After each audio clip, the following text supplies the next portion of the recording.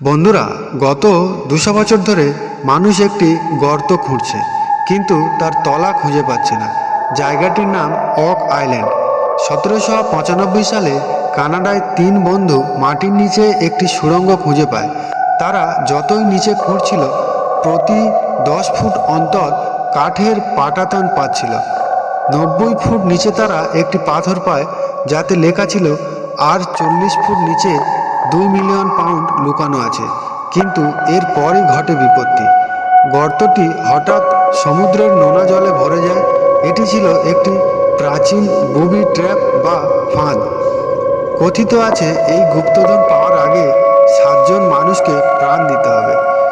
এ পর্যন্ত ৬ জন মারা গেছে, আর একজন মারা গেলেই এই রহস্যের সমাধান হবে। আপনি কি সেই সপ্তম ব্যক্তি হতে চাইবেন? কমেন্ট করে জানান। আর ভিডিওটি ভালো লাগলে একটা লাইক করুন। আর এই রকম ভিডিও পেতে আমাদের চ্যানেল